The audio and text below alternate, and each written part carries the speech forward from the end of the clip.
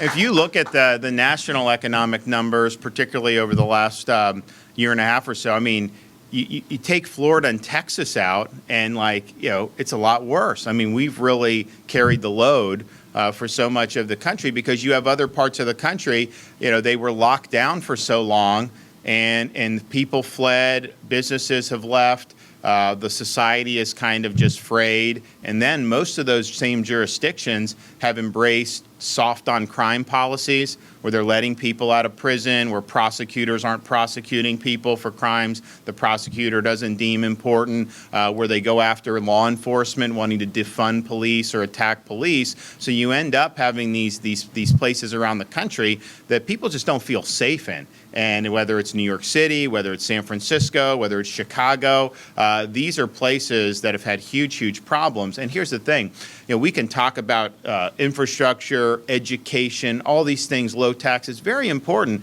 None of that will amount to much if you don't have safe communities. If people don't feel safe, forget it. Your society is not going to thrive. And so they've taken the position in different parts of the country that, well, you can go in and steal from a store, as long as you don't steal over $1,000, that you're just not going to be prosecuted. You can go, people will get mugged in LA, and the cops will say, look, they're not going to prosecute this. I talked to a guy from San Francisco, someone broke into his house and they wouldn't prosecute it. Well, guess what? All you're doing is breeding contempt for the law, you're emboldening the criminal element, and you end up having the inmates run the asylum. And so we in Florida are a law and order state, and that's just the way it's going to be.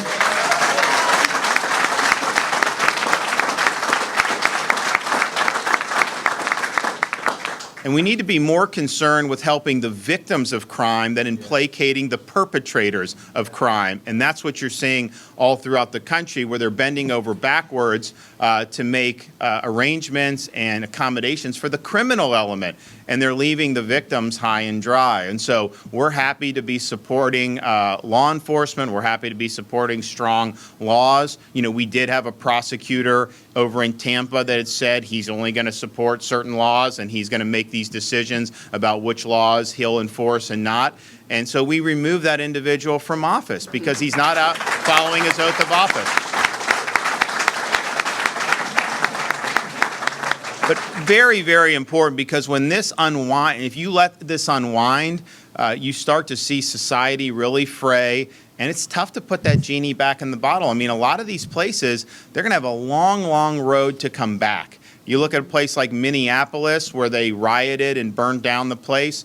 It's been absolutely devastated, not even close to getting back to normal, and that's going to take years, and you know what, it may never get back to normal. And you look at these places, they'll do the thing where they'll compare restaurant reservations, which is an indication of just societal health, economic health. Florida, most of our places are up 20-30% since pre-COVID, which is huge because we were doing well pre-COVID. A lot of these other places like San Francisco, they're down 40% pre-COVID. Minneapolis is down 51%. New York City down 35%. I mean, this is just what you're seeing because of those policies. And the crime has so much to do with it. You'll be sitting outside eating in some of these places and you'll have homeless come up and bother the diners. Well, no one wants to be involved in that. You see all these tents all over the place in some of these areas. It's really problematic. So we're not going to let that happen here. We're proud of what we've been able to do, not just to support law enforcement. We did 2 years in a row where all first responders, firefighters, and sworn law enforcement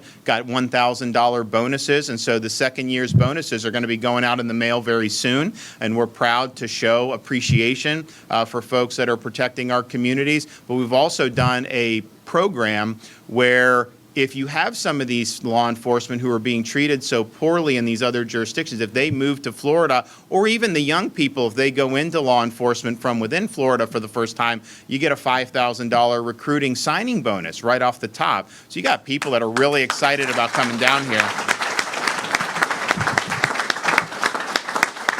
And I'm excited as well. So, you have the governor of New York saying all Republicans need to leave the state, just get on a bus. I mean, how absurd is that, that you would say that? But it shows the mindset. If you don't bow down to what they want, then somehow you're a second-class citizen. That's very dangerous for a society. We're a diverse society. We've got people with a lot of different views, and we're proud to have been able to, have enacted a big agenda in Florida, which we have strong support across the state for on all our initiatives. But you can't go down the road of saying these people don't count. What would happen? I mean, how many people would be working in NYPD or the fire department if you kicked out all the Republicans from there? It's really, really crazy that people are saying stuff like this. And so, in Florida, we try to embrace policies, that anyone can benefit from. And we want people to do well, regardless of, how they may register, with a particular political party. And so we're much different than New York in that respect.